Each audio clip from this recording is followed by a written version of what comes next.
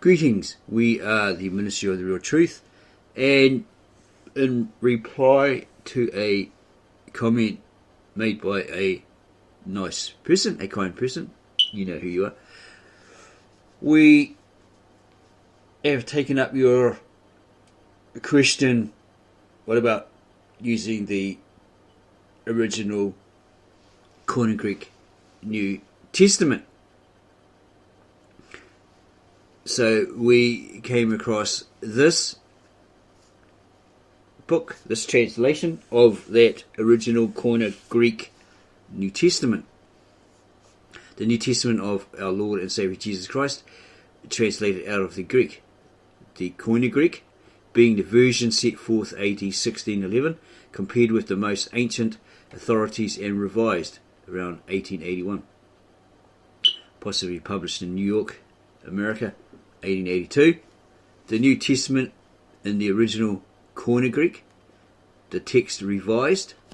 It means that it's been looked over again at some point and any errors were corrected.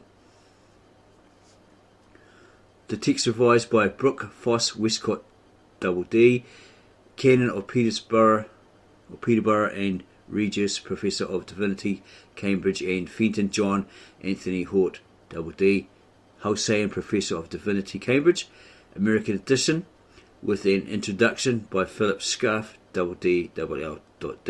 Professor in the Union Theological Seminary, New York, President of the American Bible Revision Committee. Okay, yes, publishers. So, you're probably familiar with Westcott and Hort, who apparently translated and published the Jehovah's Witnesses New World Translation Bible. And there's supposed to be flack on them, you know, that they were Freemasons and all this other stuff, that they corrupted texts and so forth. You need to go check that out for yourself. Do personal research to verify that that's actually a fact. Okay, that the evidence proves itself evident.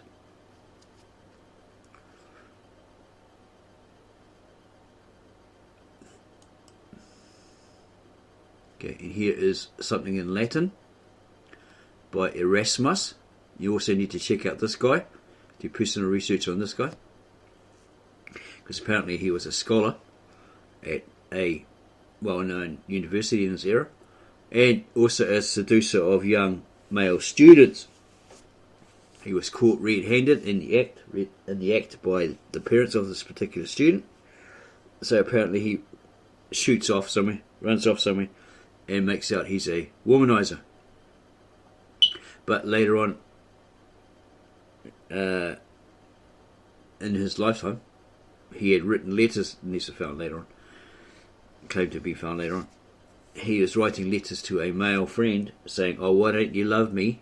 Why can't you love me like you'd love a woman, or with the love of a woman?" And so forth. So again, we advise, go do your personal research on that. We could put a video link to certain people talking about this and so forth, because apparently he may have translated, he really wanted to finish off Jerome's translation of the New Testament, so he worked on that, and he may have added homosexual undertones, like along the lines of that David, before he was the king, kissed his friend Nathan on the lips until he grew large. And apparently the NIV Bible Committee didn't like it because it hinted at something, you know, and they decided to change it. So it went from large, kissed him on the lips until he grew large, to exceedingly. So again, we'll put a link to this particular video with this person talking about that, and having a jolly good time over it. Because also there was one of Saul or Paul, someone like that, on a rooftop and he kissed this guy, full on the lips, when he greeted him, something like that. Yeah, so again we advise, don't take our word for it, don't take their word for it, go and do your personal research on it and determine if it's an established fact or it's a giant fallacy, because there's a lot of crap on the internet that says this kind of thing, right, as fact. Okay, so we don't know what this says in Latin. We've got a good idea, but we're not going to try and translate it, right, when we're not that well versed in, or even versed in Latin. Publisher's note. Just off the top of our head, yeah, if this is the original Koine Greek, studying the translation of Victor N. Alexander and what he said on his website, this Koine Greek, there was the Aramaic, then there was the Hebrew, and then there was the Koine Greek. So the Koine Greek should be akin, was akin, or should be akin to the original ancient, very old Aramaic, Tav Asheret. So it should have a similar, should be similar to that, right? So we'll have a look at that, because we found something that verifies that these Hort and Westcott were actually incorrect in the particular verse. Publisher's note. The extraordinary interest with which the revised English version of the New Testament has been received, and the universal desire to form a just and intelligent estimate of its value, have prompted the publication of several treatises of a critical or of an explanatory character, dealing with the work of the revisers, its object, and its instruments, its methods, and its results. While such books may be eminently suited to the necessities of the general reader, the purposes of the student and the scholar can be efficiently served only by the text of the New Testament in the original Greek, the original Koine, translated in English, collated in accordance with recognised principles of criticism, probably textual criticism, by men of trained taste and acknowledged abilities. These men with skills, right? The experts, from the best sources accessible at the present time. Such a work is opportunely furnished in the beautiful text of Westcott and Hort. In this edition of the New Testament, which has been prepared by the publishers at the suggestion of several eminent scholars, these are known, profound scholars, right? They're not scholars who got their degrees out of cornflakes packets. Okay, so these eminent scholars, the revised English version has been arranged so as to correspond as nearly as possible, page by page, with Westcott and Hort's Greek text, the two works being printed on opposite pages. This arrangement has rendered necessary in the English portion a partial departure from the order of books adopted by the revisers, as well as the transposition of a certain passage in the Gospel of St. John, chapter 7:53, chapter 8:11, verse 11. To the end of that Gospel. In other respects, the English portion of the work is identical with the revised version as issued by the publishers. Okay, so they did that Americanized Bible version, the revised version, probably the RSV, except that a translation has been added of the alternative ending of the Gospel of St. Mark. So they've added a translation. Okay, the alternative ending of the Gospel of St. Mark, while the revisers' preface has been omitted, with a view to keep the size of the book within convenient limits. The Greek has been printed from plates containing the final corrections of the editors, and the English from the type used in the breviary editions of the revised version issued by the publishers. It is hoped that by facilitating comparisons between the latest English translation and the purest and most recent Greek text of the New Testament, this edition will win for itself a useful and conspicuous place among the practical apparatus of the student and the biblical scholar. Harper and Brothers, they're the publishers. Okay, so what we're going to do is we're going to compare it with the ancient original Aramaic, Galilean-Aramaic manuscripts, which were hidden from Roman Catholics, Constantine, the then Mohammedans or Muslims, etc. For 2,000 years they were hidden and preserved by the original ancient apostolic church of the East, founded by Thomas Edai, etc., and were verified as intact, hadn't been messed with by a former patriarch of that church, who was the head of it in 1975, who was later assassinated by a Kurd in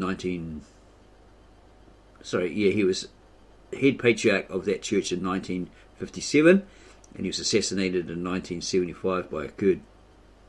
Okay. Isai Shimon. Okay, so we're going to compare it with that. And we've got other ones. The Gospel of Matthew 2, 3, 4, okay, and Matthew 27, chapter 46. So we're going to go back to this book. Introduction to the American edition by Philip Schaff. Merits of the edition. The 17th day of May 1881 marks an epoch in the history of the New Testament. It is the birthday both of the purest English translation and of the purest Greek text of that little book which contains the inspired message of God's wisdom and love to mankind, and which forms the highest standard of Christian faith and duty. The coincidence is remarkable. The original and the translation were matured during the same long period by harmonious, though independent, cooperation. The editors of the Greek text were members of the English New Testament Company of Revisers. The English and American revisers had the confidential use of advanced proof sheets of this edition of the Greek text as they proceeded, and the translations is perhaps more clearly conformed to it than to any other printed edition of Erasmus, and bears it down to Tischendorf and Tregelles. The Textus Receptus, so called, was announced to the world by the Leyden publishers in 1633 with the bold declaration, Textum ergo abes nunc ab omnibus receptum. The translator here says he ventures to this is Philip Schaff. He ventures to introduce the Greek Testament of Westcott and Hort with the modest assertion, it's in Latin again, it is based exclusively on documentary evidence and on the most careful comparison of all the ancient sources of the text as they have been collected and made available by the indefatigable diligence of former editors, especially of Lachmann, Tischendorf and Tregelles. It embodies the results of the combined labours of more than a quarter of a century. It will of course not supersede the large editions which contain the whole critical apparatus, but it will take its rank as at once among the best standard editions of the Greek Testament. So they have some sort of asterisk or footnote or note indication here. Okay.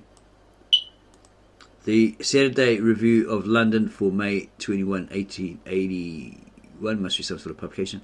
And a notice of the revised version of the New Testament incidentally mentions this Greek edition with the remark, the Clarendon Press volume Archdeacon Palmer's Greek test is beautifully printed, though this again is eclipsed by the exquisite edition of Dr. Westcott's and Dr. Hort's Greek text, issued by the Pitt Press on the same 17th of May, a day to be much remembered by biblical critics.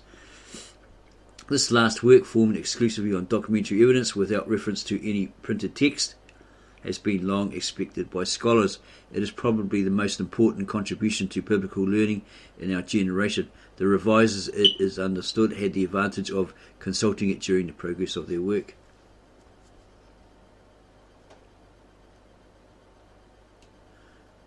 Philip Schaff became personally acquainted with the editors and their work, Westcott and Hort probably, 12 years ago at Harrow in 1869, and saw them afterwards repeatedly at Cambridge, London and Peterborough. He formed such a favourable opinion of the value of their labours that he engaged from them and their publisher, Mr. Macmillan, duplicate plates for an American edition, which is now published by the Messengers, Harpers and Brothers. Not too sure if that means Messengers. There's a note here. The letter of the Messrs. Harper in which they accepted his proposition is dated May 17, 1871, on the same day of the same month on which the book was published 10 years afterwards in London. But as Westcott and Hort did not contemplate a critical apparatus below the text, he made subsequently an agreement with his friend Professor Tischendorf for the preparation of an American edition containing his own latest with a very brief digest of his critical apparatus, somewhat similar to his Editio Critica Minor, or it says minor critical edition, only more condensed and confined to the oldest readings, for the use of students thinking that there would be room for two editions, each having its special merits. Tischendorf actually began the work in 1873, and several sheets were set up at Leipzig when his death in December 1874. It might be Leipzig ended his. When his death in December 1874 ended his earthly labours, preventing him from even preparing the Prolegomena to his eighth critical edition. Schaff knows of no scholars who could better carry out the plans of such an edition than Professor Dr. Ezra Abbott in Cambridge, Massachusetts, and Dr. Caspar Rene Gregory in Leipzig.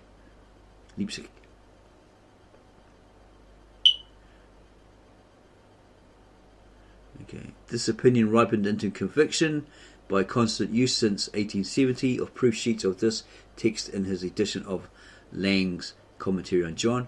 See the critical notes in his exegetical lectures and in his labours as a member of the revision committee.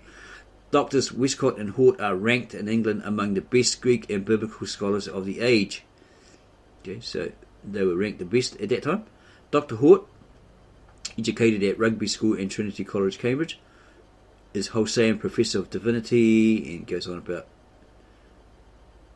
him. He's probably more familiar with the textual history of the Greek Testament than any other man living. He exerted great influence in the revision company on all matters of reading. His two dissertations on whatever that is, and on the Constantinopolitan Creed, 1876, evince a rare degree of patristic learning and critical acumen. Evince, you have to look up that word.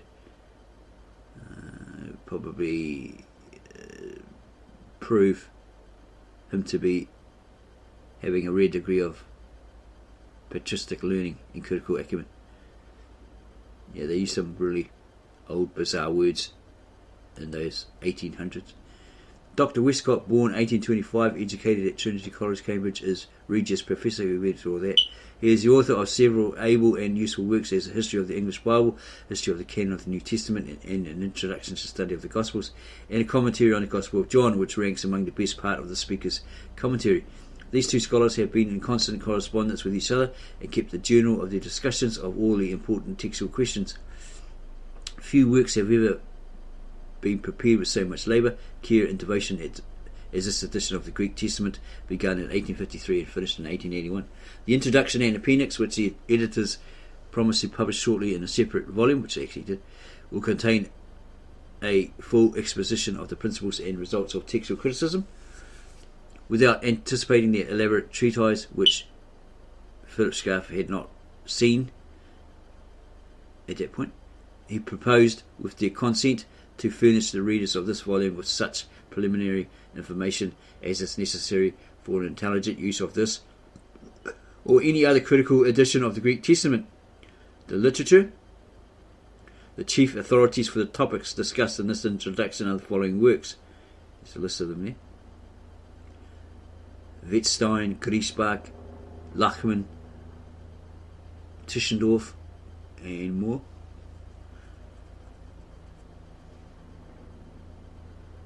Probably well known in that day. There's some more here. The Prolegomena to Tischendorf's 8th critical edition and introduction and appendix of Westcott Hort may be referred to in advance as promising the latest and most accurate information on textual criticism applied to the New Testament. Yeah, look up textual criticism. There could be some cons and pros to that. It's a method many use today, modern scholars, revisionists, etc. Sources of the text of the New Testament: the original autographs, okay, autographa, which is in the Greek, of the apostolic writings are lost beyond all reasonable hope of discovery, and are not even mentioned by the post-apostolic authors as being extant anywhere, or as having been seen by them. on the disputed passage of Tertullian, who speaks of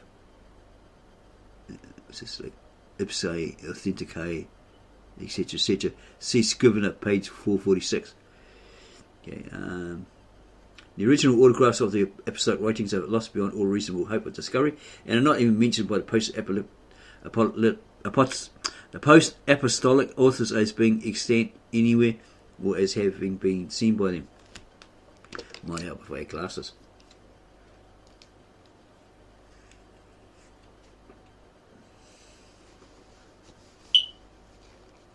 They perished probably before the close of the 1st century with the brittle paper then in ordinary use, the Egyptian papyrus.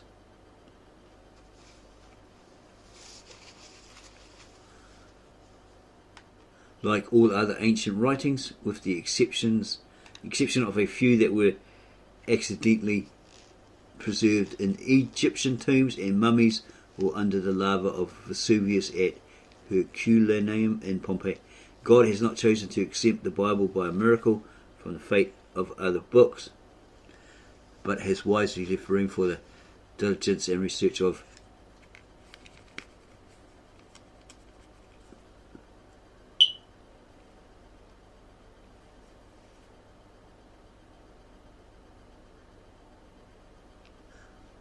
God has not chosen to exempt the Bible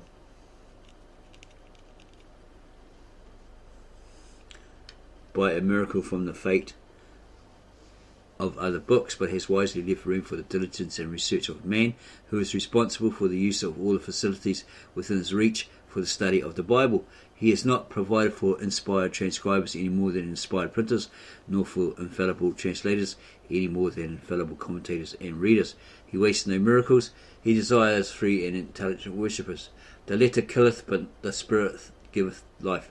The Bible in its origin and history is a human as well as the divine book, and must be studied under this twofold aspect. It is the incarnation of God's truth and reflects the divine human person of Christ. That means the hypostasis. He is two substances. He's of two natures, both divine and human, as it's stated here.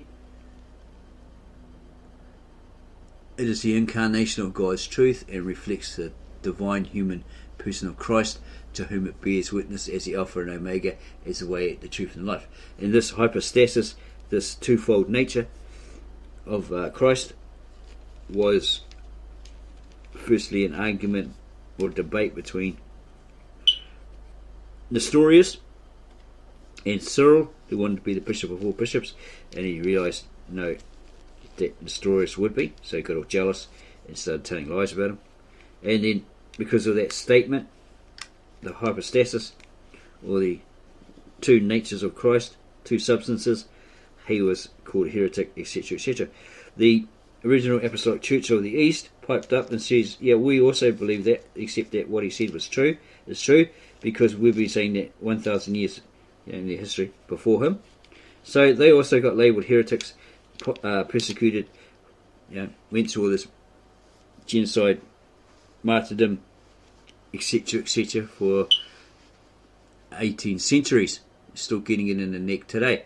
And they were erroneously called the Nestorians, the Church of Nestorian, or Nestorius, which is actually wrong. Okay, he was not their founder, and as we said in a former video, one of the patriarchs had an interview or a debate with another person who kept calling them Nestorians, the Nestorian Church. He says, well, if we keep doing that, we're going to have to go to war. Okay, so on with this. Even if we had the apostolic autographs, there would be room for verbal criticism, since they, like other ancient books, were written as a continuous whole, without accents, without punctuation, without division of sentences or words, without titles and subscriptions, without even the name of the author, unless it was part of the text itself. Yeah, apparently Jews added names because it was part of their tradition, okay, to do so. Okay, let's have a look at that again. Even if we had the apostolic autographs, we actually do. You could say they probably weren't the originals, but they were like hand-copied copies of those, right? From the 1st century to the 4th. Even like the Old Testament manuscripts. They were hand copied copies. Okay, we don't know that as a ministry that they actually have those original manuscripts. Well, supposedly they do. They were handed over by Thomas, who founded that original apostolic church, to the priests of that church, who then hid them, therefore preserving them for 2,000 years. And supposedly from that patriarch, Ma Isa Shamun, he stated that from the day that the manuscripts, those original manuscripts, the texts were handed over by the blessed hands of the disciples to that day, he's talking about it in 1957, it was intact. It was never messed with. So that gives us that impression, that fact, that these were the original autographs, right? Not copies of it, of an original. And they had no need to translate it into other foreign languages, because they just, the priests knew that language. They read it. It's just a liturgy, right? They read it from their churches, to their mass, right? Who understood that language as well. So they never had any reason to revise it, add to it, take away, all that sort of stuff. And that's why today it's said to be intact. It's never been messed with. And they probably won't want to translate it into English anyway, or any other foreign language. But Victor N. Alexander, a native-born Aramaic-speaking translator from Bet Narain, or Mesopotamia, Syria, got hold of a copy from a priest, and he found a method to translate the old dead language into English, the old Galilean-Aramaic, which is pretty close to the Ninevite Aramaic, apparently. Yeah, we've done the research. We might get the words around the wrong way, but if you get hold of him and ask him through his email or whatever, that would be great. Okay, he'll clear that up for you. I'm pretty sure. Okay, so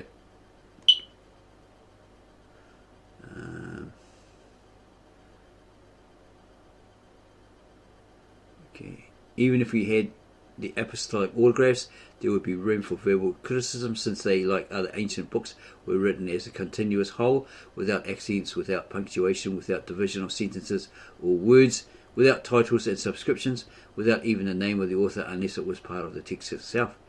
In the absence of the autographs, we must depend upon copies or secondary sources, but these are fortunately far more numerous and trustworthy for the Greek Testament than for any ancient classic. That doesn't sound right. That doesn't sound right.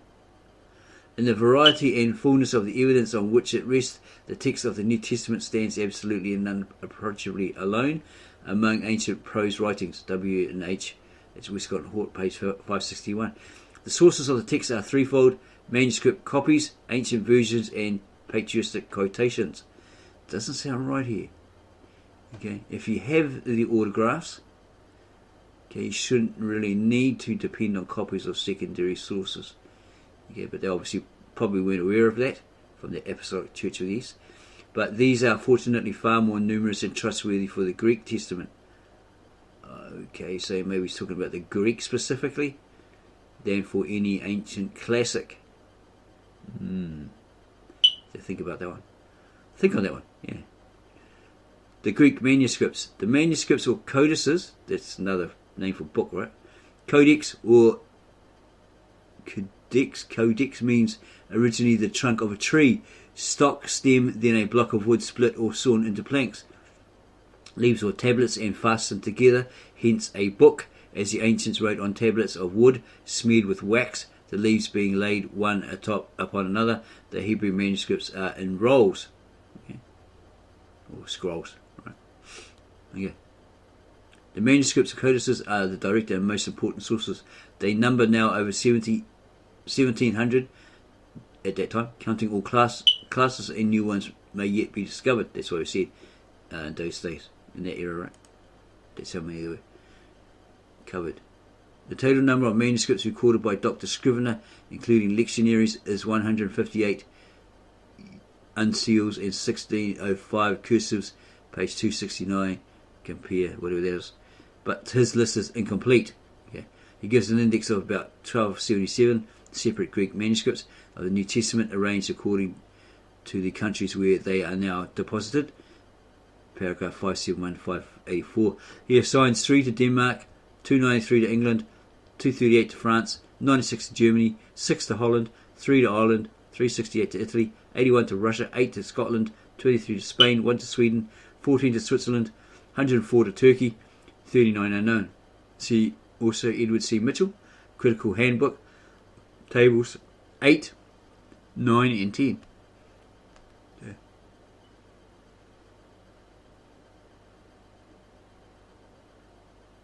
So there's heaps of more information here.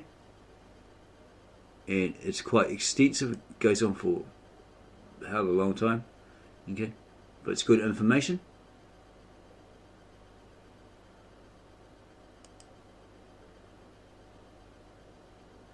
Okay, what's this? Okay, Sinaitic and Vatican manuscripts. Goes on about the Aleph. What's this? Aleph Codex Sinaiticus, formerly in the convent of Mount Sinai, hence its name.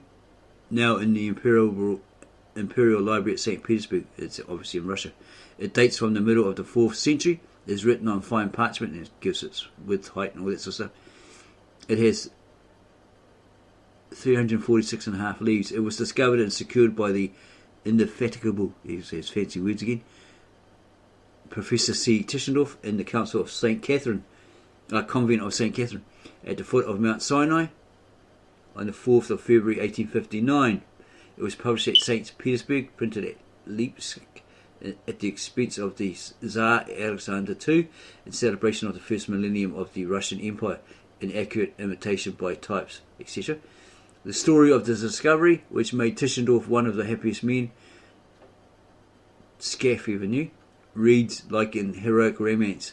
His 3 journeys from Leipzig to Mount Sinai in pursuit of a manuscript, treatises in 1844, 53 and 59. His first rescue of 43 leaves of the Septuagint from a wastebasket in the convent of St. Catherine in 1844.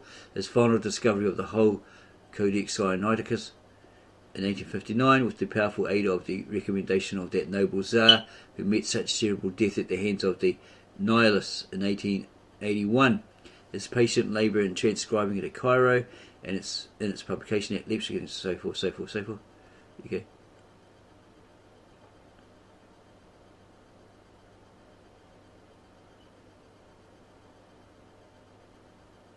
After long delays, the manuscript was formally presented to the Tsar in 1869 by the new prior, Archbishop Callistratos, and the monks of the convents of St. Catherine in Cairo. See Tischendorf, Die Sinai Bibel, 1871, page 91. This is German for the Sinai Bible. Some more information here. Even more. Goes on for pages and pages and pages, so we're going to try to skip it. Must be here all day. And we're going to go to St. Matthew. Yeah, go back to the beginning of that.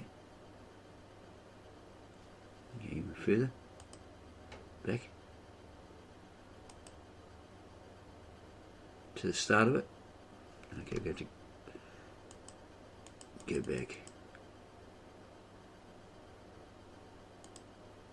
Okay, find the right place.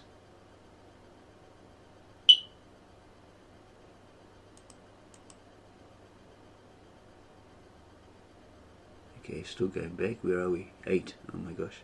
I think it was at 6.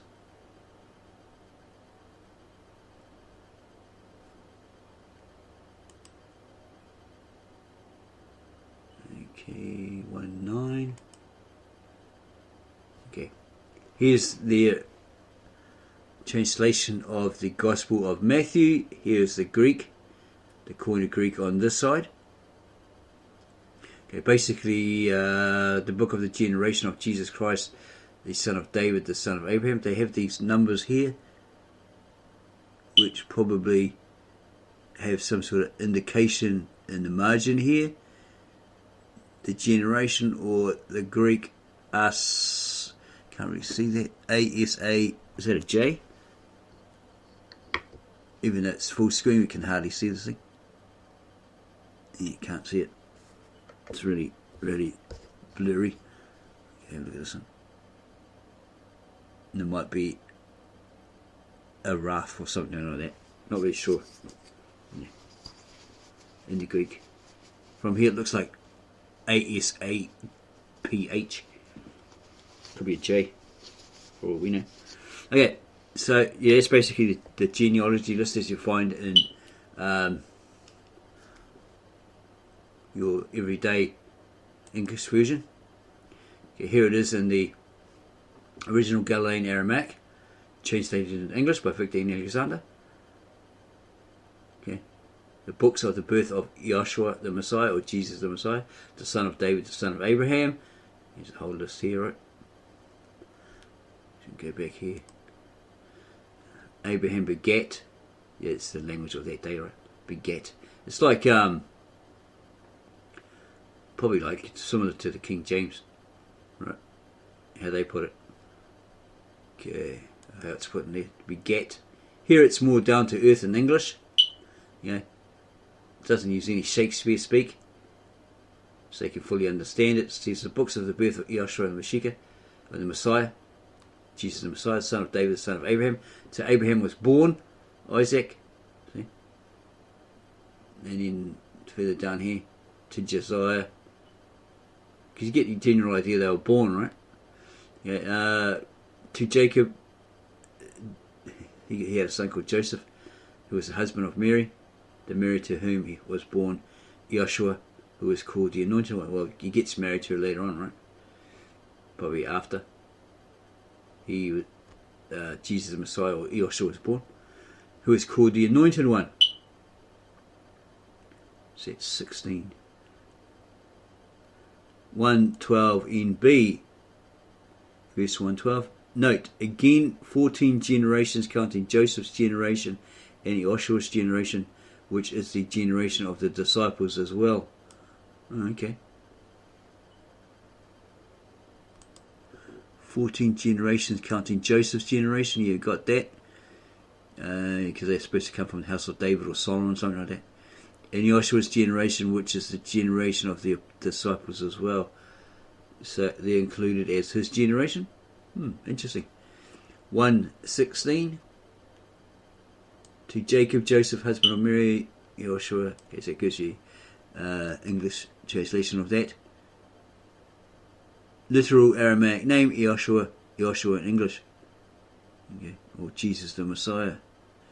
1:16.2. Literal Aramaic title, Meshika, Messiah, common spelling in English, or the Messiah. Okay, 1:25. And he did not have intercourse with her until she gave birth to the male son. He's the oldest, right? He's the oldest son. And she called him Yeshua. So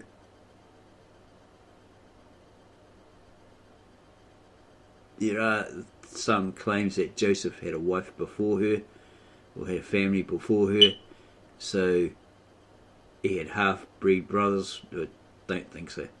Okay. These are his latter legitimate brothers, right? She gave birth to other ones after.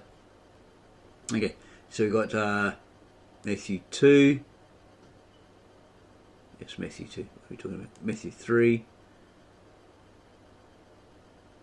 Okay, what we're actually looking for here is this verse here.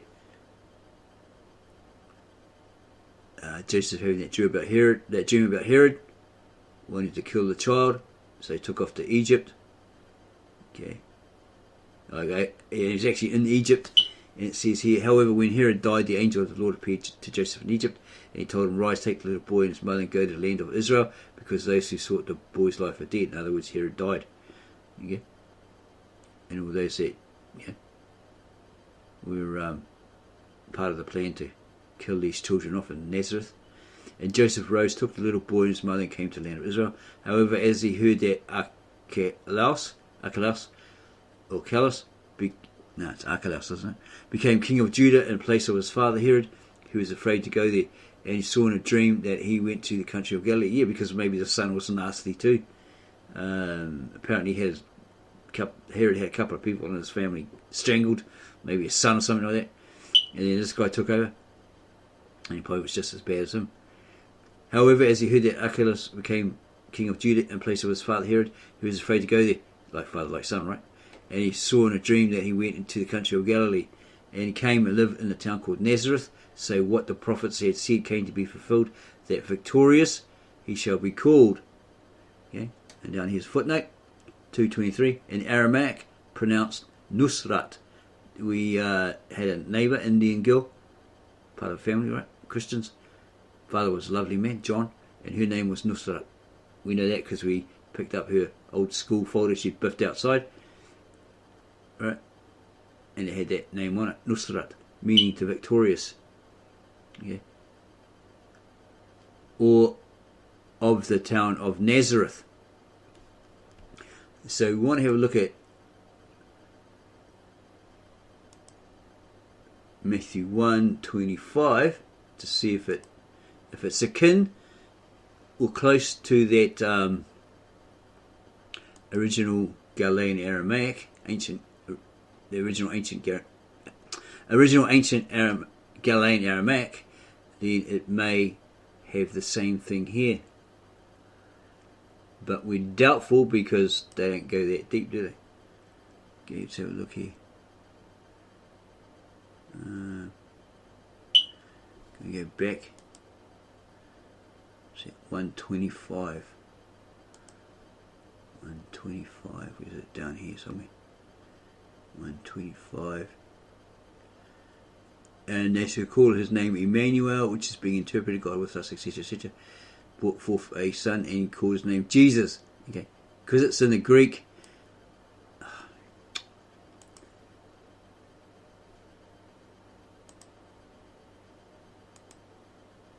Because it's in the Greek, as we were saying, before this thing decided to go backwards by itself. We've just pressed on it by mistake. Says here, and they shall call his name Emmanuel, which is being interpreted God with us. She brought forth a son and called his name Jesus. Yeah, well that's Jesus in the Greek, Jesus in the Latin, isn't it? Okay. So this is probably a Latinized form of Greek. Yeah, if they're using that name there, it should have. Well, they'll put it into English, haven't they? They've translated it. These people have translated it into English, so they added the name Jesus in bold type. Okay, when originally in the Greek, it wouldn't have had that. It would have had Iesus, I-E-O-S-U-S, right? Or Iesus, however you say that. Okay, so we're going to have a look in the margin here to see. There's nothing here. It says, indicates like, okay, 5. Greek. It's really, really hard to see. Yeah, whatever that is in the Greek, looks longer than Emmanuel. Yeah, so that's probably correct there. But this, yeah, I don't think the Greeks. Where is it here? 20, 25. Okay, not too sure which word that would be, but it's in Greek, so it's probably, not too sure, it's probably this one. Not really sure. This last one here. Not really sure on that one. You have to go find out what's the actual word for Jesus in the Greek. We might actually do that.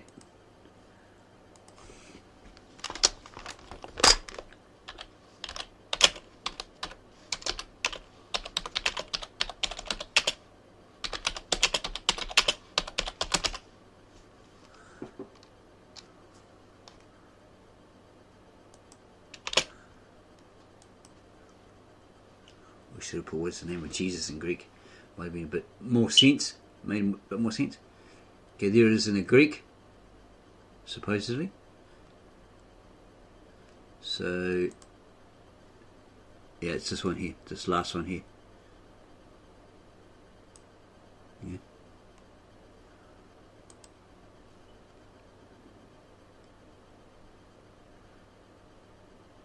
Which is Jesus' name in English comes from the Latin Jesus.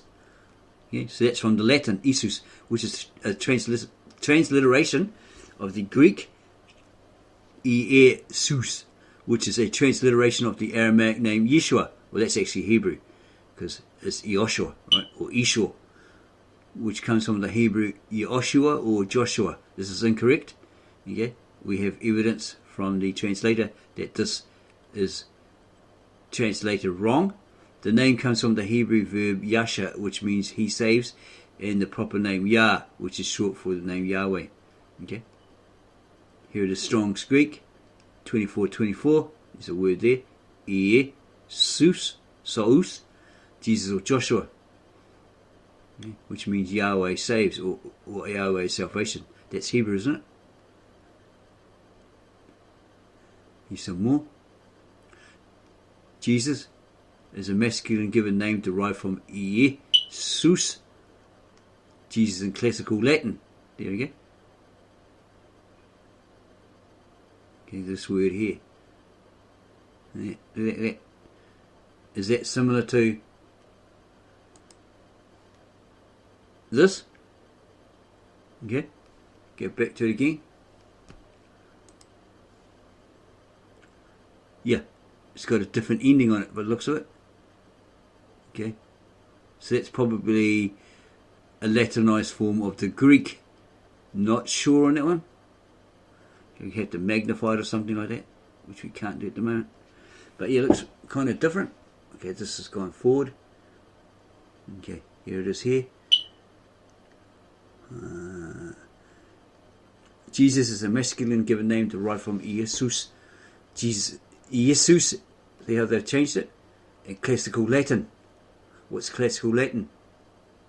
The form of Latin language recognized as a literary standard by writers of the late Roman Republic and early Romanic Empire. It was used from 75 BC to the 3rd century AD, when it developed into late Latin. Yeah, and in later periods, it was probably made into modern. Actually, we could have a look at that. If we go back, or go forward to that, so you know what the rest of that sentence is.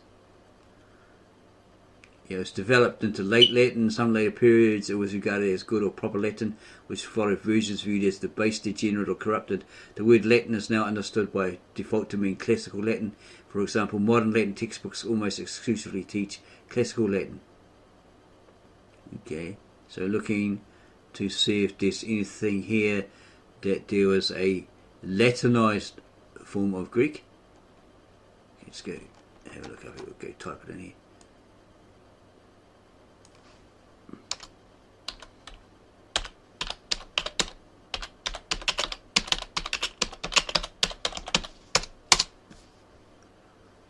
Let's look for the Latinized form of Greek instead of going through all of that. Latinized form of Greek. Latinized Greek. Okay,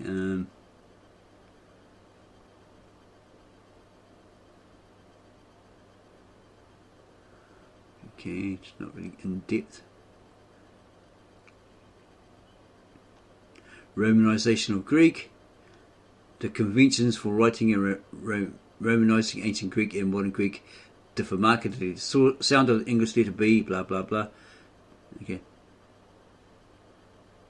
The Greek name became Johannes or Johannes in Latin, and then John in English. List of Latinized names. Okay. So yeah, probably they Romanized it or Latinized it. Okay. So you've got a Latinized or Romanized version of that name. Yeah, we have to go searching for it. Latinized form of the Greek. Yeah? Latinized form of the Greek. Name, Sandros, derived from Greek.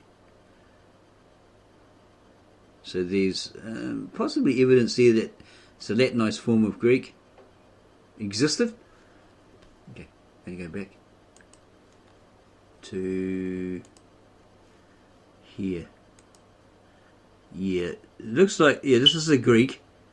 This is the original Koine Greek, and then they've Latinized it, and it's very different. Okay. Anyway, we're carrying on. So it's a Latinized form of Greek, or Romanized. Okay. Now, when Jesus was born in Bethlehem of Judea in the days of Herod the king, behold, wise men from the east came to Magi, etc., etc. So we're going to have a look at the next one. Yeah, so there's a vast difference between this and the ancient Galilean-Aramaic translated into English by Victor N. Alexander, a native-born Aramaic-speaking Mesopotamian from Syria. Yeah, as he said, it should be akin, it should be pretty much like it. If it's the original Koine Greek, akin. So do that, we clear that up so you don't have any misunderstandings. Take it out of context.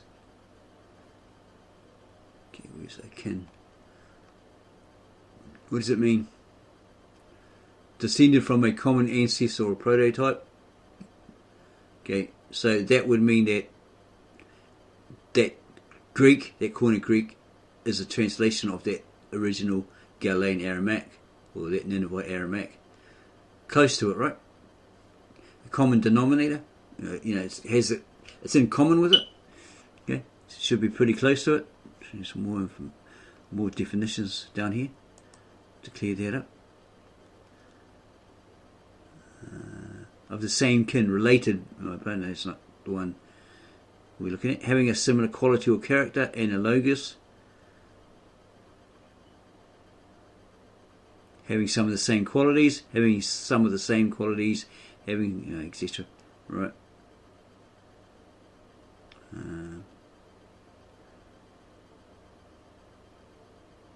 Okay, could also mean, this is the second meaning here we're going to look at, because we did a video on the Neanderthal man interbreeding, or the human beings interbreeding with the Neanderthal man in the Brita, or the original Genesis.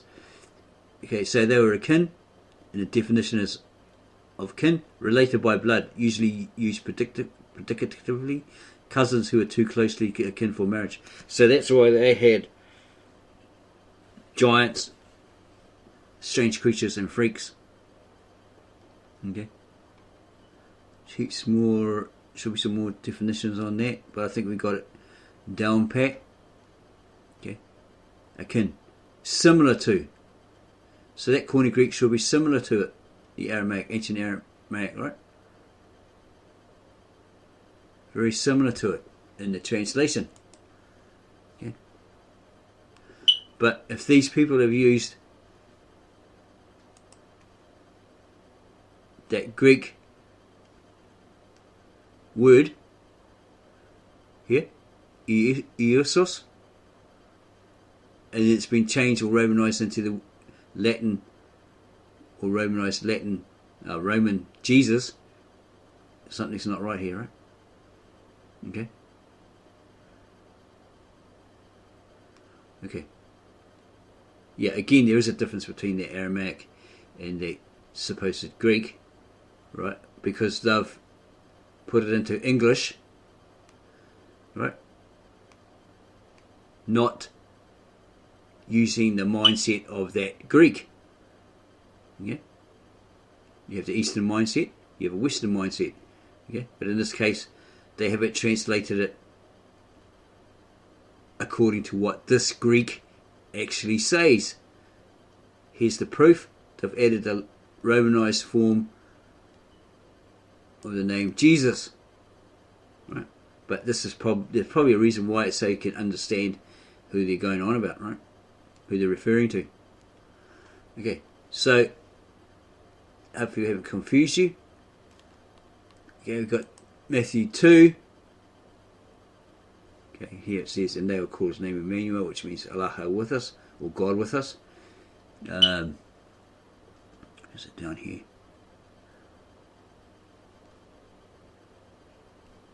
Where is it? 123. Where are we? Yeah, hasn't got it for that.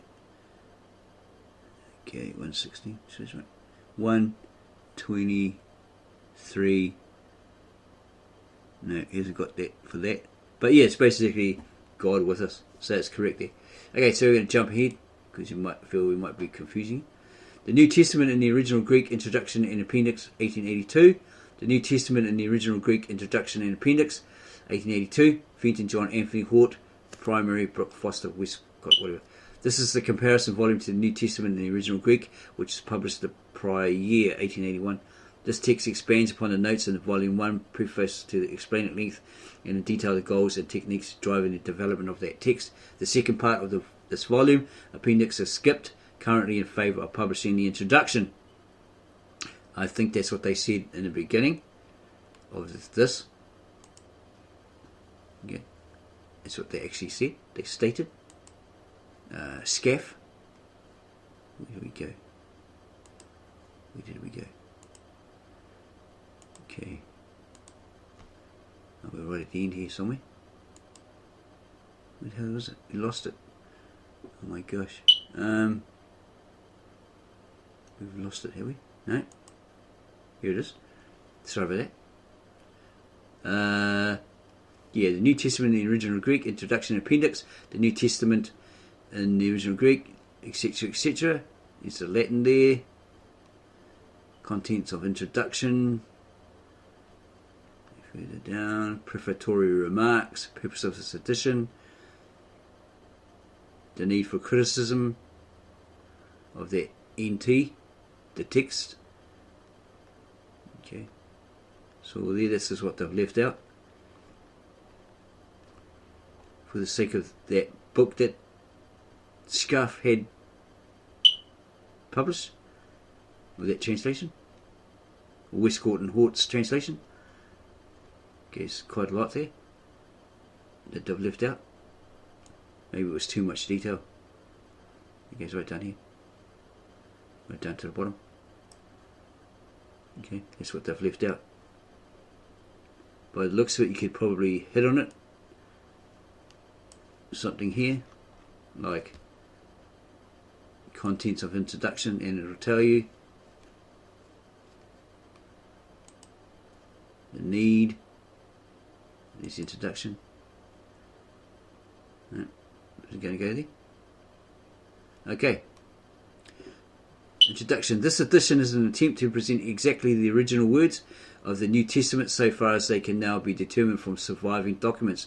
Since the testimony delivered by the several documents or witnesses is full of complex variation, the original text cannot be elicited from it without the use of criticism.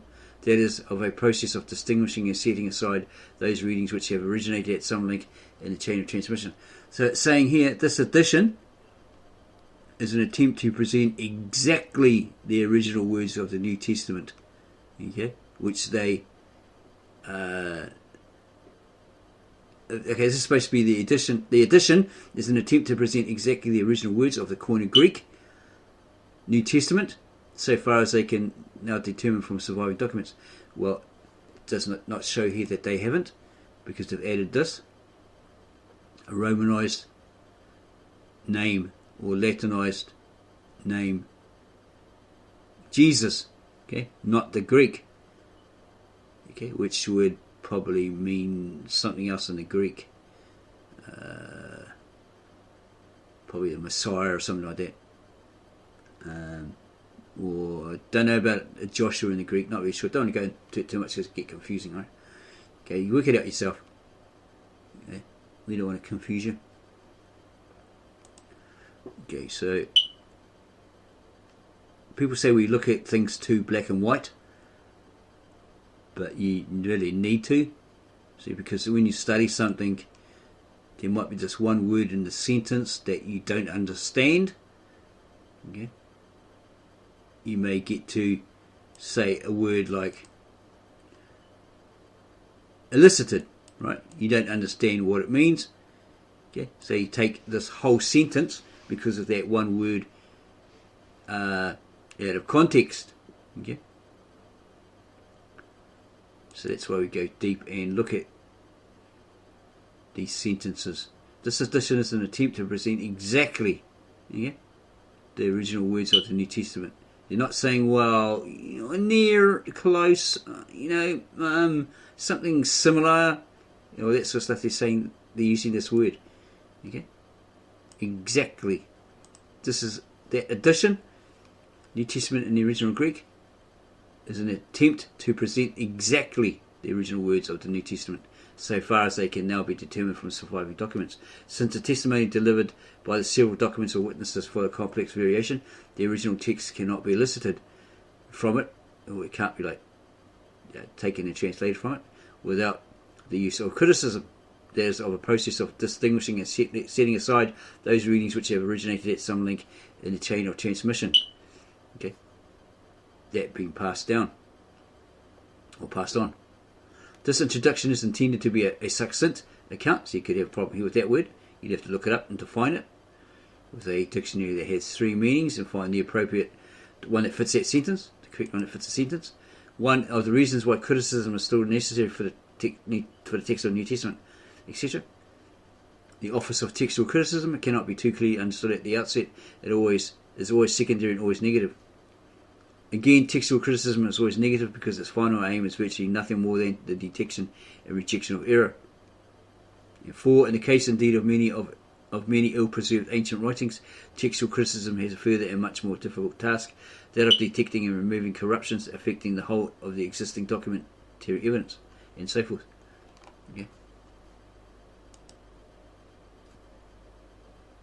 And plenty more here.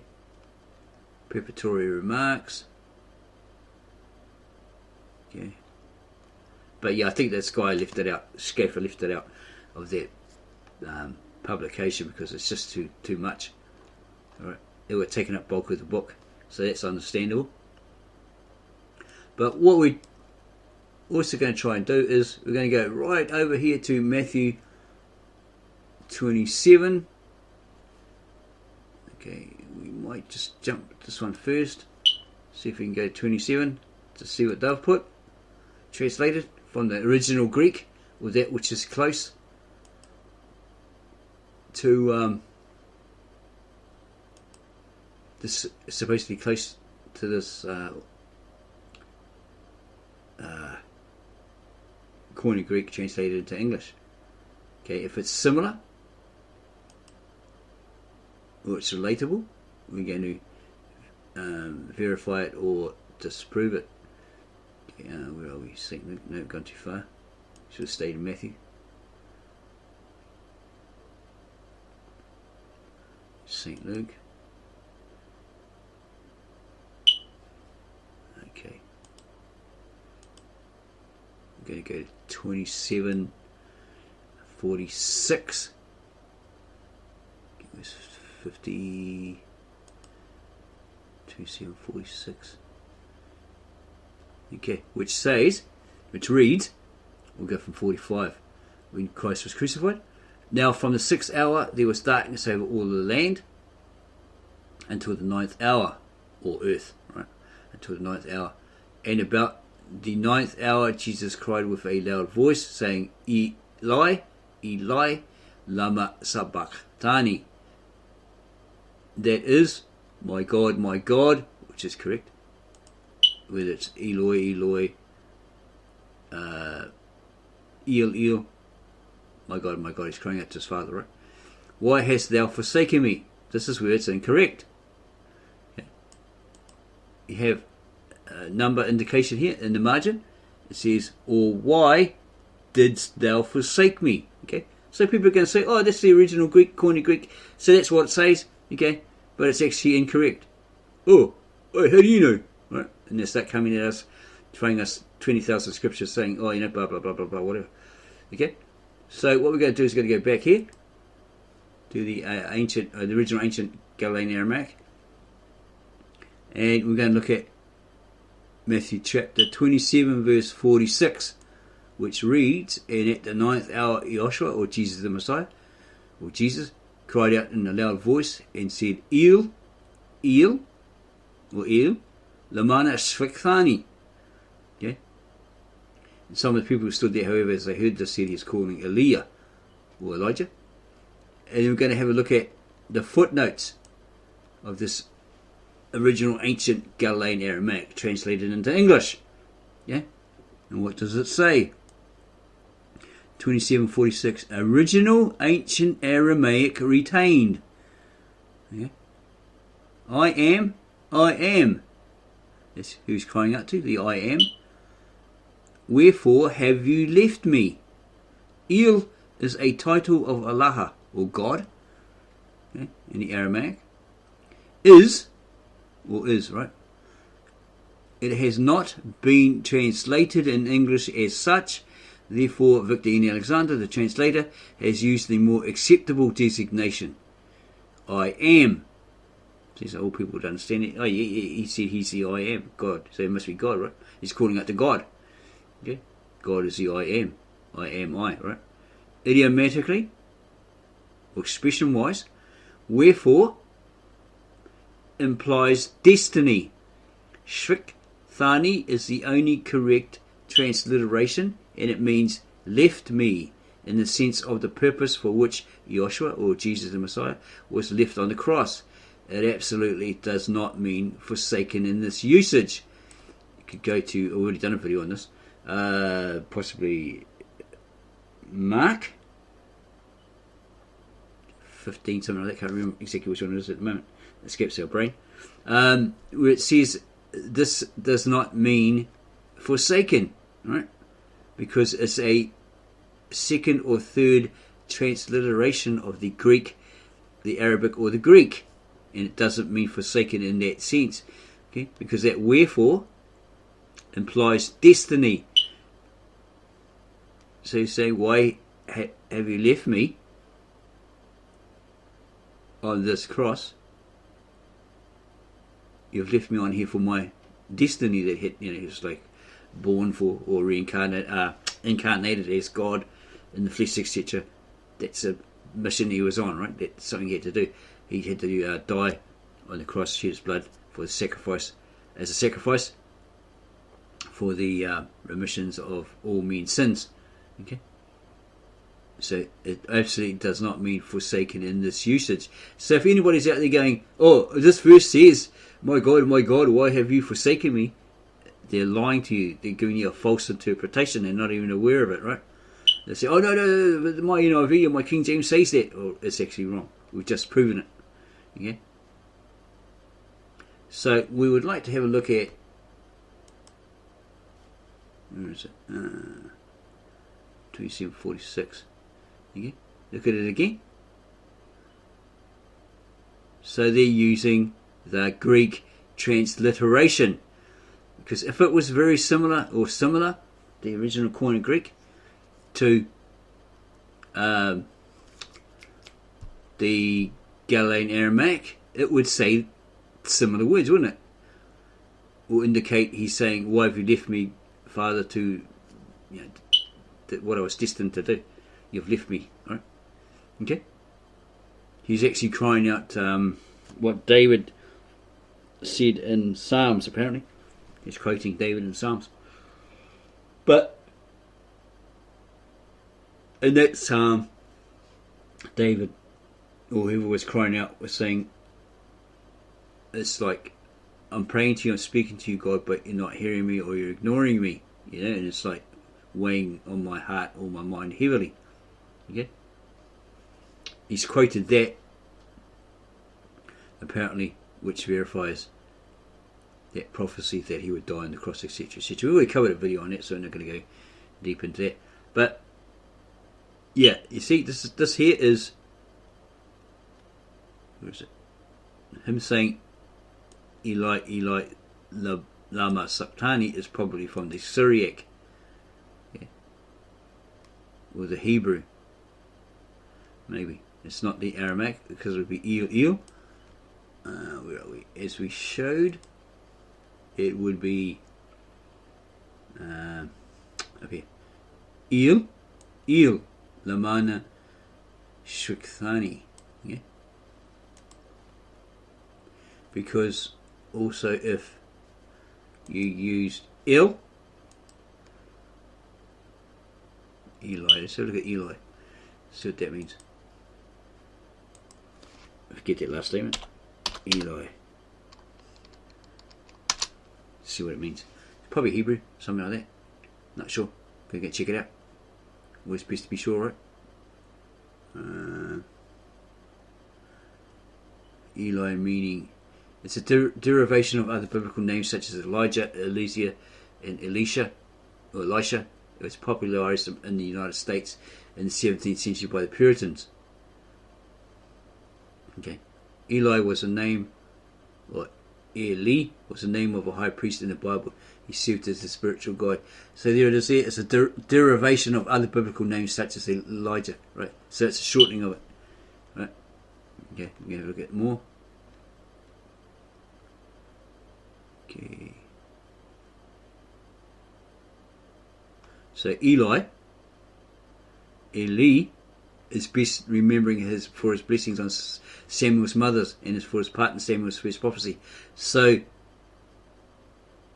hang on, let's have a look here. I'm going to ask this question. Okay.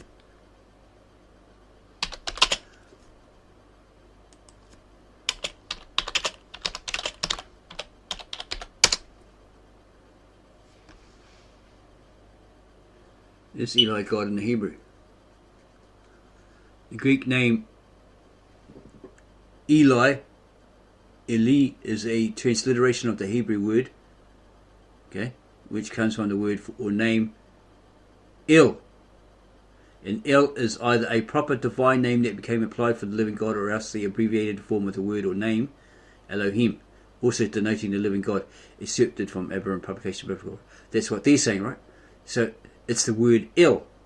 Okay, if you Google the word El, you will find that it is a Canaanite god. Okay, when Abraham went into Canaan, right? The Canaanites were still there.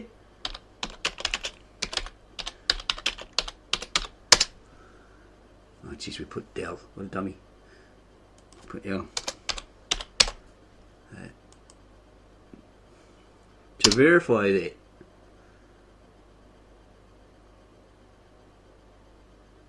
L also, okay, we're going to open it up here. It's a deity. Yeah, here we go. Oh jeez, why are we so slow? Maybe we need something to eat. Oh my gosh, what the hell's going on here?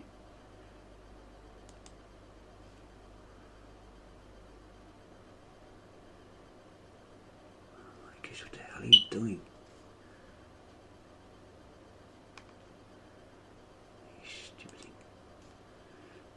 Okay. Continuing our information on L. Okay, because here it says L-E, L-E, or E. Oh, here it says E-L, E-L in the. Cat. Jeez, you're an idiot. Yeah, what the hell are you? Okay, this is part 2. Welcome back. As we look at El, the deity, because formerly we were looking at the Gospel of Matthew 27:46, where it states, at the 9th hour, Joshua, or Jesus, cried out in a loud voice and said, El, El, lama sabachthani. But in the supposed Koine Greek, translated into English by Westcott and Hort, etc., it says about the 9th hour, Jesus cried with a loud voice saying, Eli, Eli, lama sabachthani, right? Okay, it's probably Syriac or something like that. Okay, so we had a look at the word Eli or Eli, and it says something about it being a derivative of Elijah, Elisha, etc., and or El, right? Which is Ugaritic, Phoenician, Hebrew, Syriac, Arabic, cognate to Akkadian. It's a northern Semitic word meaning god or deity, or referring as a proper name to any one of the multiple major ancient Near Eastern deities. A rarer form, Ilah, represents the predicate form of the old Akkadian, etc. The word is derived from the Proto-Semitic meaning god. Specific deities known as El or Il include the supreme god of the ancient Canaanite religion, a group of ancient Semitic religions practiced by the Canaanites living in the ancient Levant from at least the early Bronze Age through the first centuries AD. Canaanite religion was polytheistic, and so forth. And he was the supreme god of East Semitic speakers.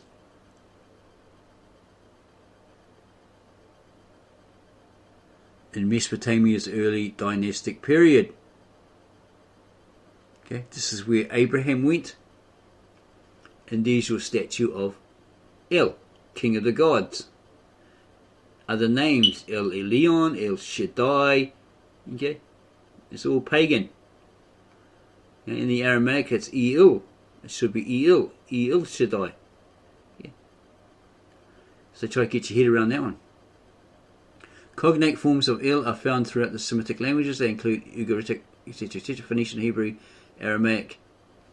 In Northwest Semitic use, El was a generic word for any god, as well as a special name or title of a particular god who was distinguished from other gods as being the god. El is listed as the head of many pantheons. In some Canaanite and Ugaritic sources, El played a role as father of the gods of creation or both. However, because the word El is sometimes refers to a god other than the great god El, it is frequently ambiguous as to whether El followed by another name means the great god El with a particular epithet applied or refers to another god entirely. For example, in the Ugaritic text, El Mik is understood to mean El the king, but El Hid is the god Hadad. Okay, but they need some sort of citation here apparently to verify if that's actually true. Hadad was a storm and rain god in the Canaanite and ancient Mesopotamian religions. He was attested in Ebla as Hadad in around 2500 BC. From the Levant, Hadad was introduced by the Mesopotamians to Mesopotamia by the Amorites, yeah, and so forth. Okay, Semitic root in Arabic, etc. Allah. Arabic Ilah, Aramaic Allah, Ilah, Hebrew Al, or Ah, Hello, Ah, maybe, etc. Meaning gods, etc. Elohim, powers. Has it got an E there? Yeah, Elohim, meaning gods. Okay? So your Elohim Hebrew word means gods, supposedly according to this. Yeah. Powers in the Hebrew text and so forth. However, the documentary hypothesis is one of the models used by biblical scholars to explain the origins and composition of Torah. A version of the documentary hypothesis, frequently identified by the German scholar Julius Wellhausen, developed originally in the 1870s, identifies these at different authors. The Yahwist, or Jahwist, often abbreviated J, is one of the most widely recognized sources of the Pentateuch Torah, together with the Deuteronomist, the priestly source, and the Elohist. The existence of the Jahwist is somewhat controversial. Yeah, that's in the Book of Q, where they say there was like 4 scribes, and they had these names in the margins, E, J, Y, P, meaning the Yahwist,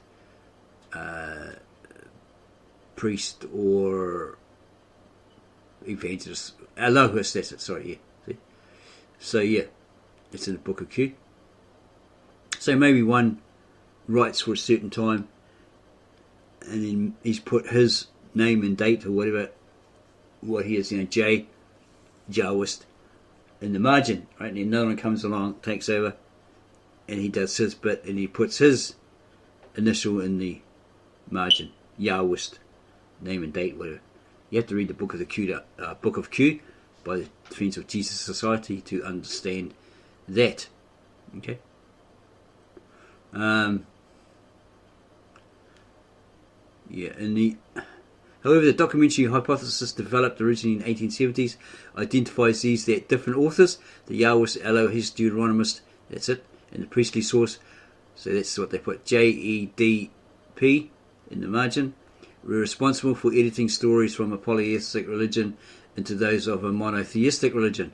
So they took from the Canaanites, polytheists, and converted it or adopted and adapted it into a monotheistic religion, right? A single God. Inconsistencies that arise between monotheism and polytheism in the text are reflective of this hypothesis. Okay. Proto-Sinaitic, Phoenician, Aramaic and Hittite texts. The Egyptian god Ptah is given the title, right there, Lord of Gath. Okay, and so forth.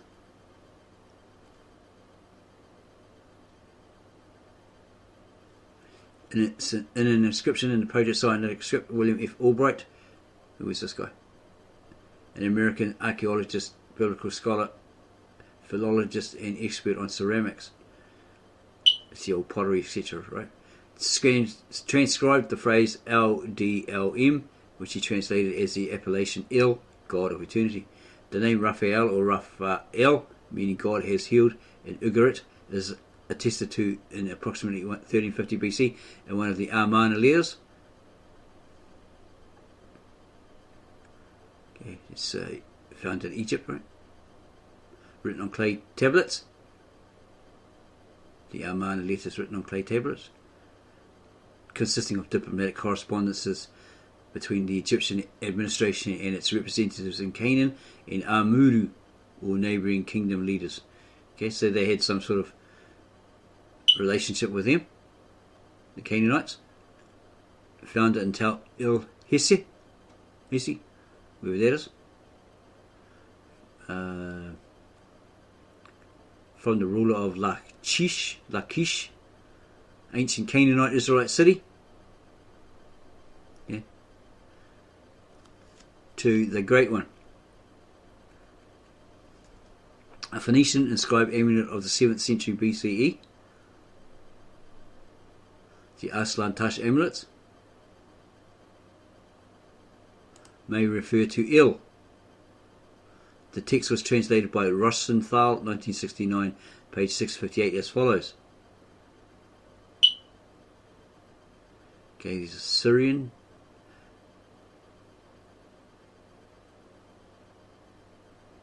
And here it is here. An internal bond has been established for us. Ashur has established it for us. Ashur, that's the Mesopotamian name for God.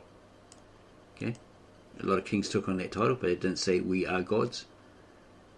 In the Greek, it's A-S-S-U-R, because they didn't have that sheen in their language. And all the divine beings, and the majority of the group of all the holy ones through the bond of heaven and earth forever. However, Cross, 1973, page 17, translated the text as follows. The Eternal One, or Lam, has made a covenant oath with us. Asherah has made a pact with us, and all the sons of El, and the great council of the holy ones, with oaths of heaven and ancient earth. In some inscriptions, the name El, Koine Ars Punik, okay, etc. So it looks like a mythical god and wife. And hurrying him to El of the covenant, El the judge, respectively. Amorites refers to numerous gods, especially by such titles as El Labrat, God of the people, El Abika, God of your father, El Abini, God of our father, and so forth. Various family gods are recorded. Family gods, divine names listed as belonging to a particular family or clan, sometimes by title and sometimes by name, including the name Il, or God, and so forth. Ugarit in Levant. For the Canaanites and the ancient Levantine region as a whole, El, or Il, was the supreme God, the father of mankind and all creatures. He also fathered many gods. Okay, so he wasn't a single god. He also fathered many gods, most importantly Hadad, the storm god. rain god, storm and rain god. Yam, it's not yam, what you eat, god of the sea in the Canaanite pantheon.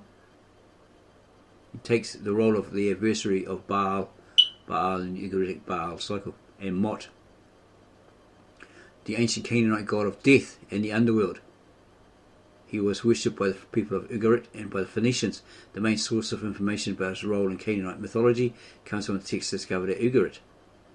Okay, could he be that other one? They used to throw children to. No, probably not. Can't remember his name. Each sharing similar attributes to the Greco-Romans gods: Zeus, Poseidon, and Hades. Yeah.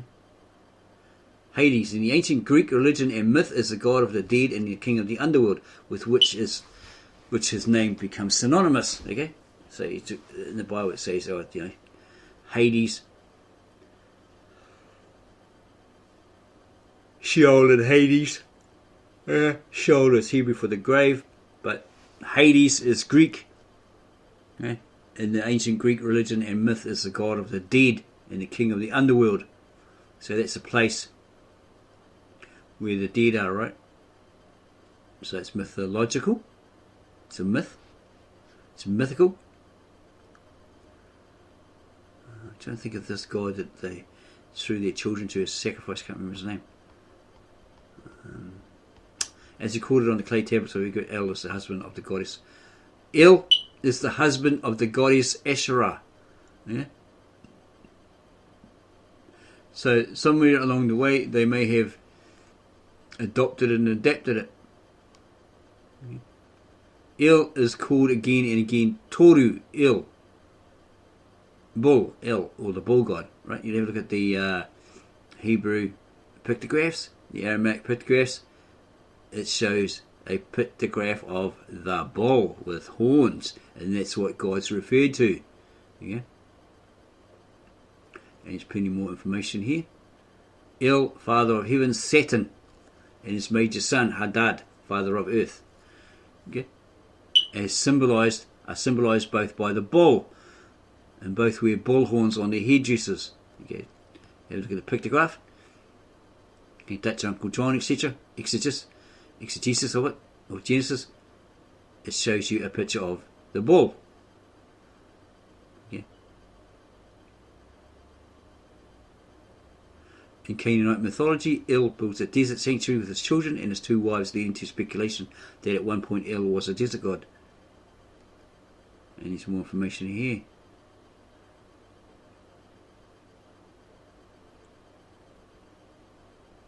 In the Ugaritic Baal cycle, El is introduced dwelling on or in Mount Lel, Lel possibly meaning night, at the fountains of the two rivers, at the spring of the two deeps.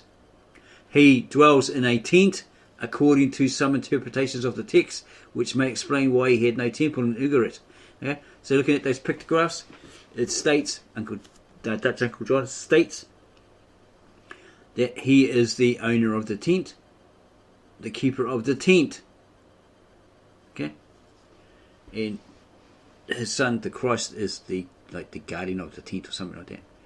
Yeah, so that's where it's all stemming from, possibly. Okay, you go check it out.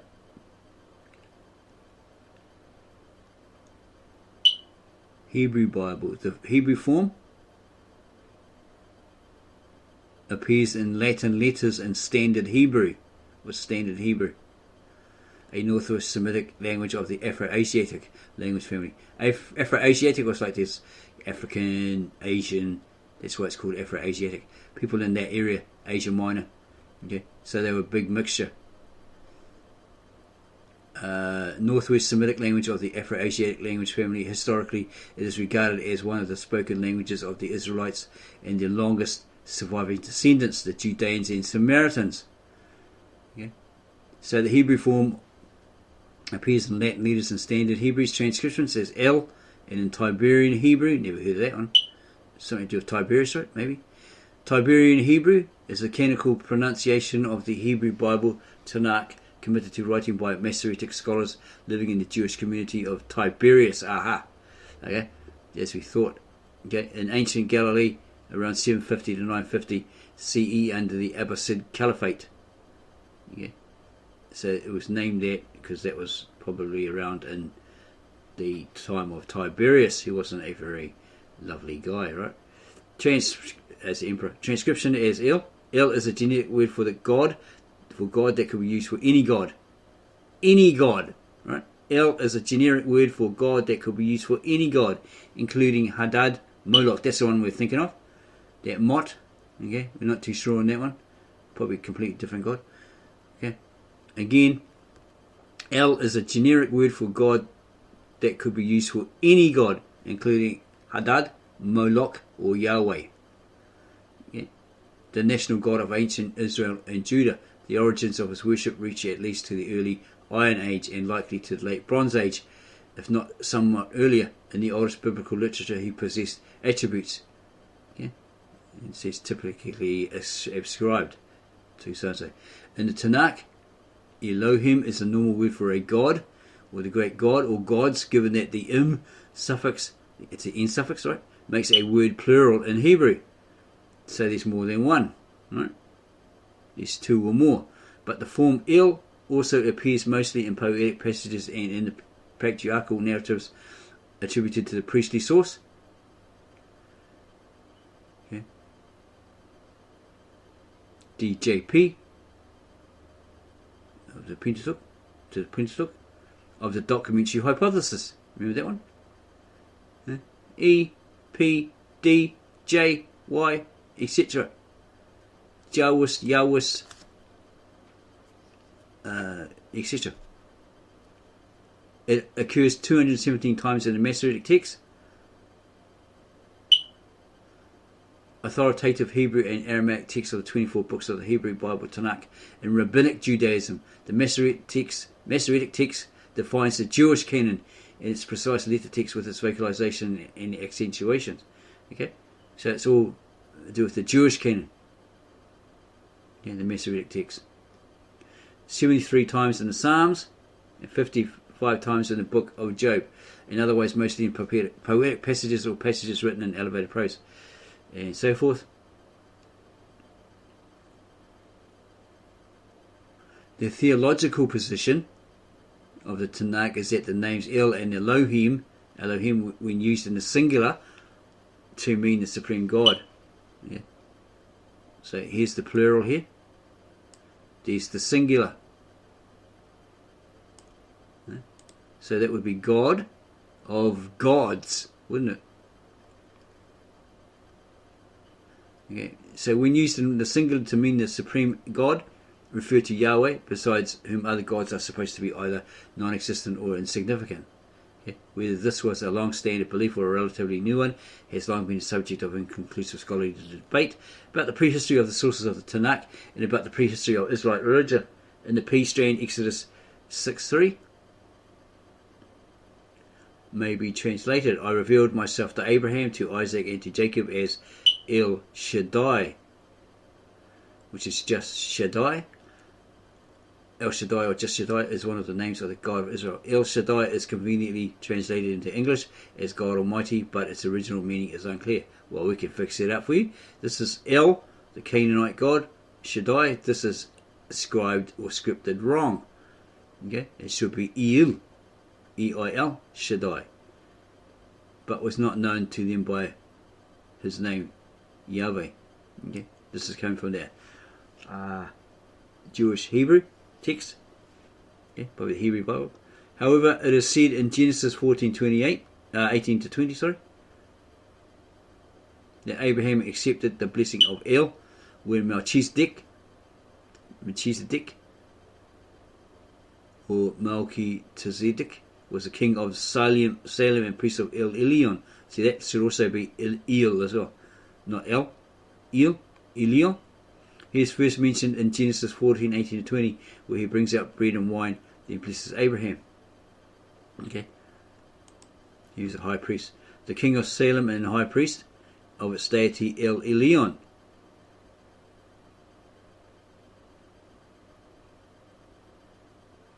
Okay, similarly in the Septuagint is, I guess this is Greek, Okay. One scholarly position is that the identification of Yahweh with El is late, that Yahweh was earliest thought of as only one of many gods, and not normally identified with El. Another is that in much of the Hebrew Bible the name El is an alternative name for Yahweh, but in the Elohist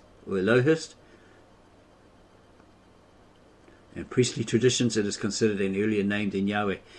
So which one is it?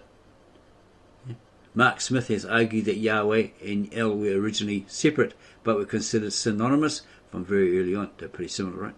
Same thing. The name Yahweh is used in the Bible Tanakh in the first book of Genesis 2:4 and Genesis 4:26 says that at that time people began to call upon the name of the Lord. Okay? They began to be called children of the Lord. Right? So that was the start of that first holy line.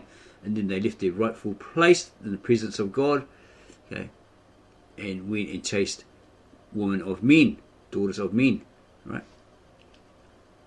And then had their way with them, and then created offspring, and this caused strange creatures, aliens, not UFO aliens, but freaks, bizarre looking giants, all this sort of stuff. Okay. In some places, especially in Psalms 29, Yahweh is clearly envisioned as a storm god. Psalm 29, he's a storm god. He's seen as a storm god in Psalms 29. Really? Something not true of El so far as we know. So there's a difference between that one and that one, right? Is that what they're saying? Or are they true of his son Baal Hadad? Okay, so Yahweh is clearly envisioned or seen as a storm god, but not El, so far as is known, although his son was. It is Yahweh who is prophesied to one day battle Leviathan. Remember that in the book of Genesis? Okay, which is supposed to be a serpent. And slay the dragon in the sea in Isaiah 27:1. Okay? The slaying of the serpent in myth is a deed attributed to both Baal Hadad and Anat in the Ugaritic text, but not to El.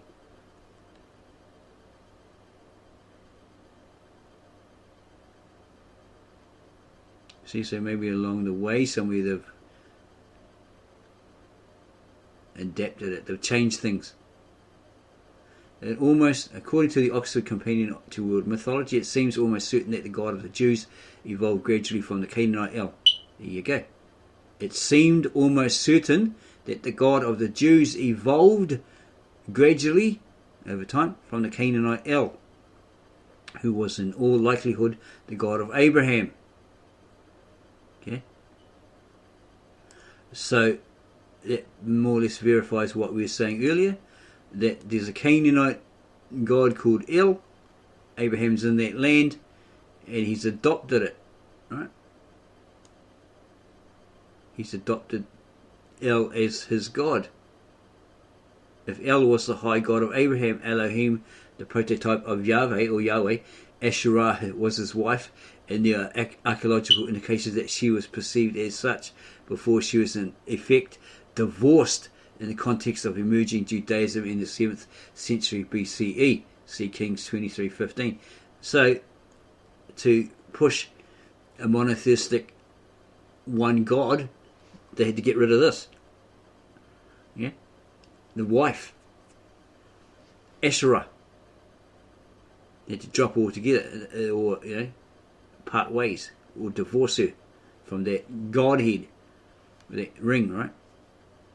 The apparent plural form Elim or Elim gods occurs only 4 times in the Tanakh. Psalms 29, understood as an enthronement psalm, begins a psalm of David, ascribed to Yahweh, sons of gods, B'nai Elim, ascribed to Yahweh, glory and strength. Psalm 89:6, verse 7 in Hebrew has, for who in the skies compares to Yahweh?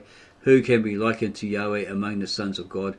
B'nai Elim. I thought they would say, these Jews would say, oh, that's God, that's a name you can't utter, it's too holy, etc., etc. to do that would be blasphemy, so they say instead Hashem, or they put God but with a G, then a gap, and then a D. Okay. Need some more information here.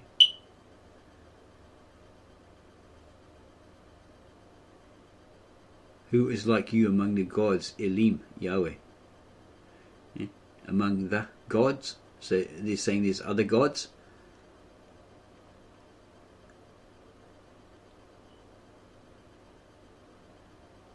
The God of gods.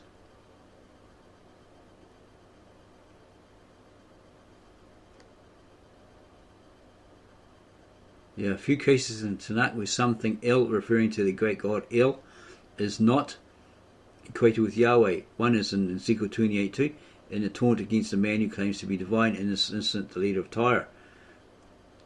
Okay. Son of man, say to the prince of Tyre, thus saith the Lord Yahweh, because your heart is proud and you have said, I am El, God, in the seat of Elohim, gods, I am enthroned in the middle of the seas. Yet you are man and not El, even though you have made your heart like the heart of Elohim, gods. So he thought himself a god, right? Here El might refer to a generic god or to a highest god. El, when viewed as applying to the king of Tyre especially, the king was probably not thinking of Yahweh. When viewed as a general taunt against anyone making divine claims, it may or may not refer to Yahweh depending on the context, and so forth.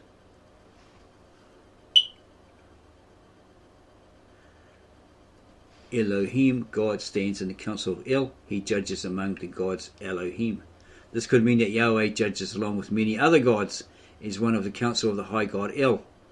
However, it can also mean that Yahweh stands in the divine council, generally known as the council of El, as El judging among the other members of the council. The following verses in which the God condemns those whom he says were previously named gods, Elohim, and sons of the Most High, suggest that God here is in fact El, judging the lesser gods. An archaic phrase appears in Isaiah 14:13. Stars of God, referring to the circumpolar stars that never set, possibly especially to the 7 stars of Ursa Major, constellation in the northern sky. The phrase always occurs in the Perigi inscription, or Perigi tablets, with a bilingual Phoenician Etruscan dedicatory text discovered in 1964. Yeah. And so forth.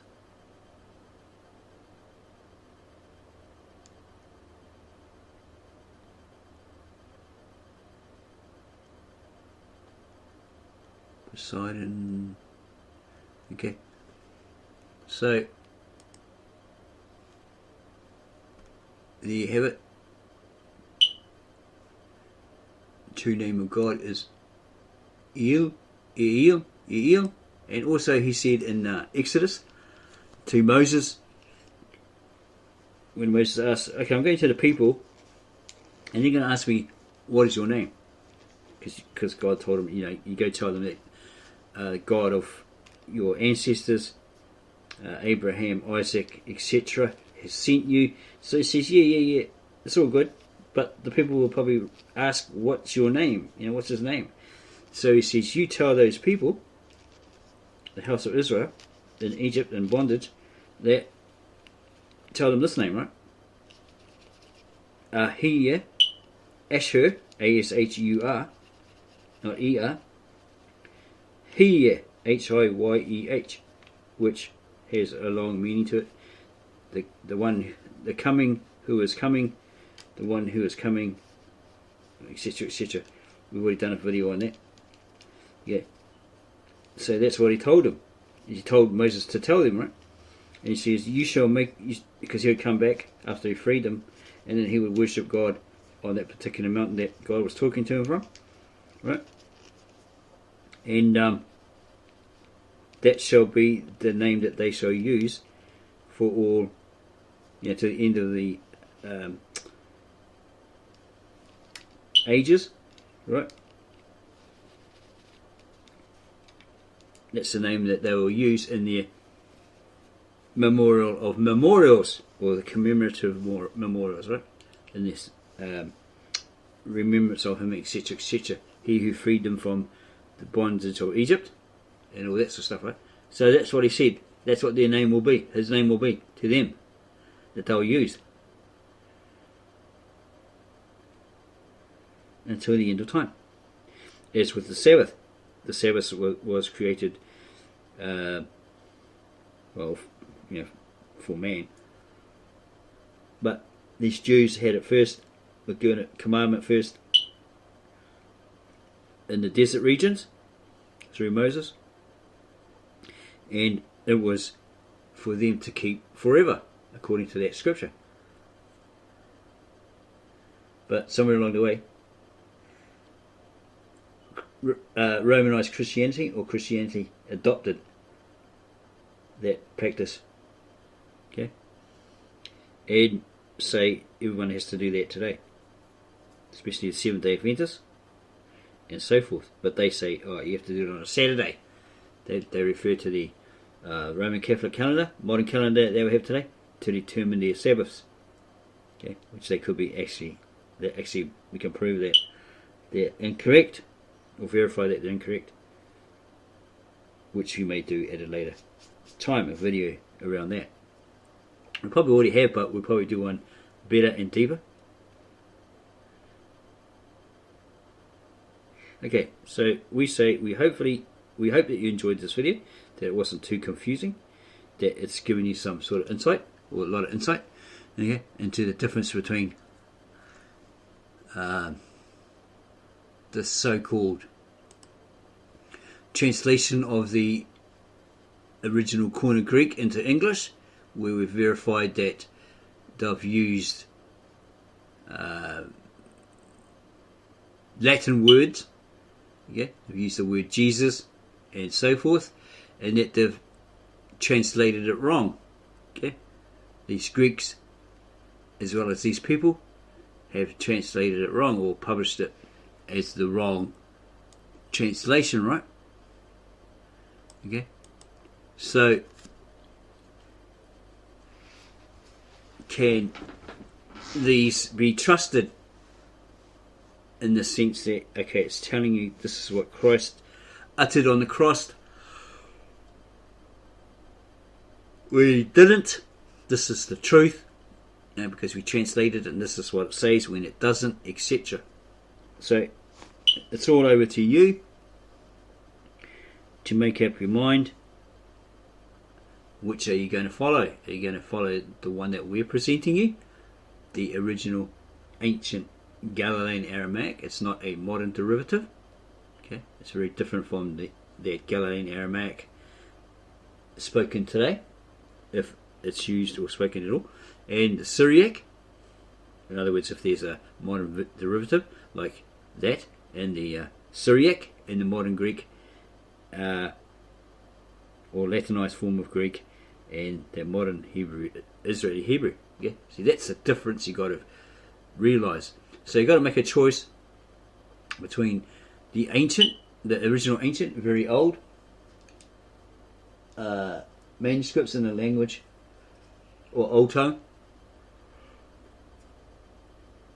translated into English by native-born Aramaic-speaking translator Victor N. Alexander, or your modern Americanized English Bible versions. Okay, it's not always your fault, because